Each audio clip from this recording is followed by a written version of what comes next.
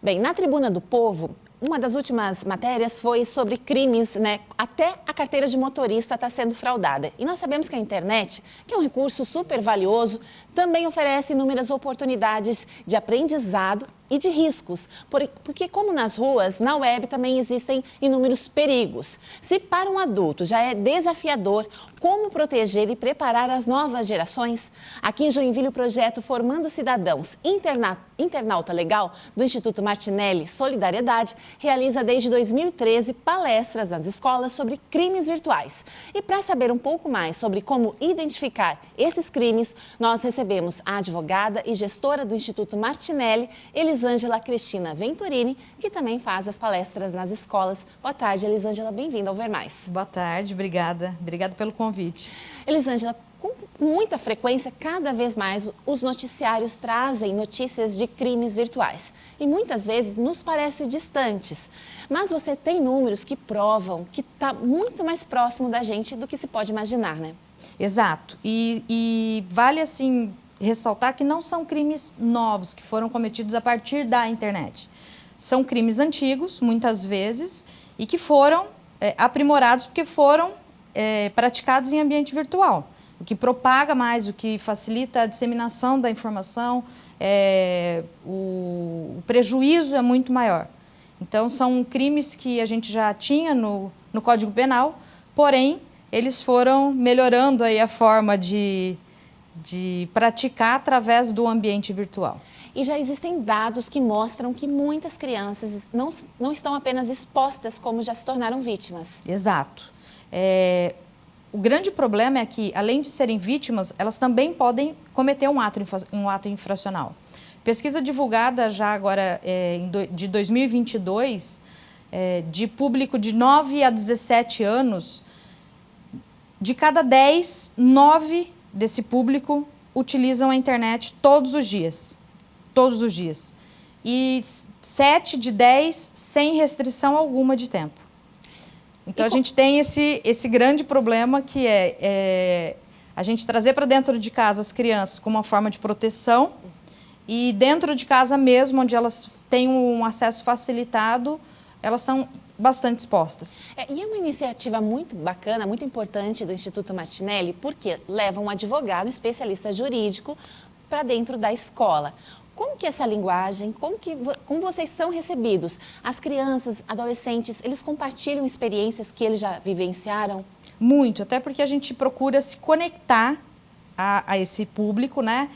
Muitas vezes eu vou até de camiseta de jogo, a gente faz piada no meio, a gente tenta trazer um tema que é um tema pesado, mas de uma forma mais descontraída, mais leve, né? Então a gente coloca vídeos, a gente tenta dar muito os exemplos que estão no dia a dia deles e que muitas vezes que a gente vai apresentar o exemplo, eles voltam com outros exemplos, muitos sofridos por eles. Quais exemplos?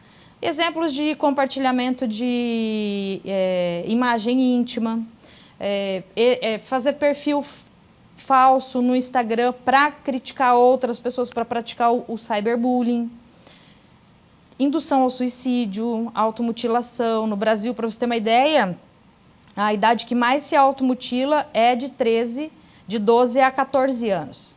Então, a gente tem sim bastante exemplo, a gente tem isso no nosso dia a dia, porém, como é um pouco mais difícil a gente fazer a denúncia desses crimes, os números não acabam refletindo a realidade. Elisângela, a gente tem um quadro ali, então, sobre o ranking dessas denúncias, né? Em primeiro lugar, pornografia infantil. E só para você ter uma ideia, pornografia infantil, nos últimos 3 anos, ela vem aumentando. Só nos 4 primeiros meses desse ano, ela aumentou em 70%. Nos 4 primeiros meses. Passou de 150 mil denúncias de pornografia infantil. Pornografia infantil, quando a gente se refere ao índice aqui, a gente está falando de divulgação de conteúdos íntimos, sexuais de crianças menores de 18 anos. Né? Vamos colocar que é a faixa de 9 a 17 anos. Então, ele acaba sim sendo um grande crime. Por quê? Porque a entrada dele é facilitada pelas crianças que utilizam jogos online, redes sociais.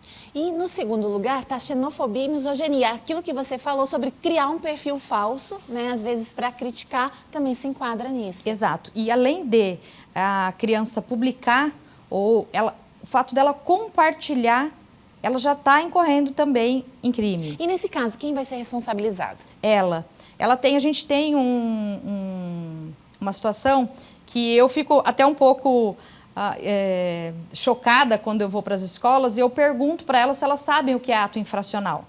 E raramente alguma levanta a mão e fala que sabe. Que é a forma de punir, né, o ato ilícito por crianças abaixo de 17 anos.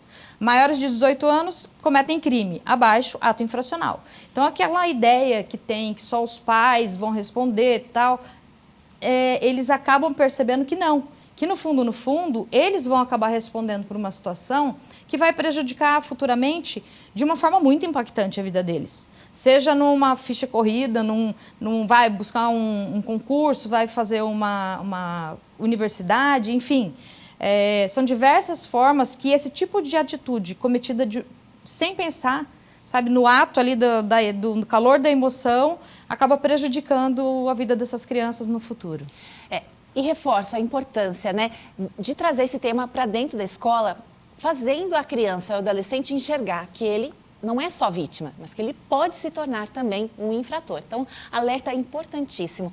Agora, as crianças também compartilham, porque às vezes muitos têm medo, né, se acontecer um caso de acabar falando isso para os pais e novamente ser punido por algo que ele nem teve culpa. Acontece isso também? Acontece. E gostaria até de parabenizar o CORI, né, que é a Escola Internacional, que está levando lá para dentro, para a sala de aula, esse tema, né? Na segunda-feira a gente tem palestras lá com os alunos e diversas outras escolas aqui do município, tanto pública quanto privada.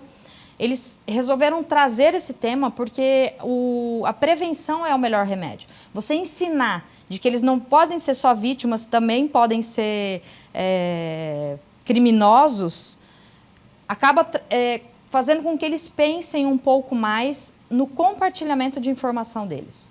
Então, isso é importante, sabe? Essa ação é importante.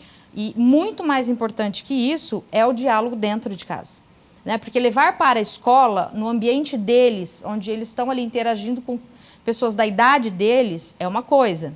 Levar para dentro de casa uma abertura, um espaço entre os pais conversarem com eles sobre o que pode, o que não pode, qual tempo que pode, se aconteceu alguma situação, de que forma que ele vai repassar essa informação para os pais. Muitos têm medo. Muito. Para você ter uma ideia, de 8.800.000 crianças que se declararam ter passado por uma situação já desconfortável na internet, 20% delas, apenas 20% delas, levaram essa situação para os pais ou responsáveis. E, Elisângela, e aí decorrem atitudes como você colocou, se cortar, chegar a tentar o suicídio, ou pior ainda, né, se expor ainda mais, ceder à chantagem do criminoso, com medo de, né, falar para o pai e para a mãe que teve uma atitude que desencadeou tudo isso. Né? Exato. Muitas vezes esses criminosos, eles estudam o perfil daquela pessoa, daquela criança, e com um dado mínimo que ele fornece, nome completo, ou a cidade, ou o número de telefone, ele começa a entrar na vida dessa criança falando a mesma gíria, falando problemas que ele teria na idade dessa mesma criança, fazendo com que a criança ganhe confiança e passe a achá-lo como amigo. E a partir daí divulga uma imagem ou abre a câmera. Isso é um perigo, isso faz com que o crime evolua e ganhe uma proporção muito impactante na vida dessa criança, principalmente se a gente está falando de divulgação de conteúdo íntimo, né, de imagem mesmo da pessoa que pode ser manipulada ou não mais para frente, a gente nunca sabe. E caiu na rede, é o que a gente costuma até falar com as crianças, caiu na rede é público. Pode apagar, pode deletar, não é mais peixe. Então, assim, pensem antes de postar. Toda ação de postar vai gerar uma reação, seja positiva ou negativa. Eles têm que ter essa consciência. A gente não adianta pensar que porque eles são extremamente conectados e conhecedores dessa tecnologia, que eles sabem o que é certo e errado. Né? Cabe a nós ensinar o que é certo e errado. E ó, você, pai, mãe, professor, então sugira à direção da sua escola procurar o Instituto Martinelli, né? Para que também leve essa palestra para a sua escola. O pessoal que está nos acompanhando, qual o Instagram, o perfil de vocês, para ter mais informações e até entender um pouco mais a gravidade, a dimensão desse problema. Perfeito. O nosso site é o martinellisolidariedade.com. E o nosso Instagram é Instituto_Martinelli. Tá aparecendo na sua tela. Aparecendo? Martinelli com 2 L's. Então Exato. segue lá, @Instituto_Martinelli. Elisângela, muito obrigada. Mais uma vez, parabéns pelo esse projeto e por isso que conta com o nosso apoio na divulgação. Eu que agradeço. As palestras são totalmente gratuitas, tanto para colégio público quanto para privado. O público nosso são crianças a partir de 12 anos e estamos à disposição. A gente já faz essa palestra há 10 anos. E só para ter uma ideia, nos últimos 3 anos, a gente já fez mais de 200 palestras. Então, foram mais de 10 mil crianças impactadas diretamente. Perfeito. Obrigada mais uma vez.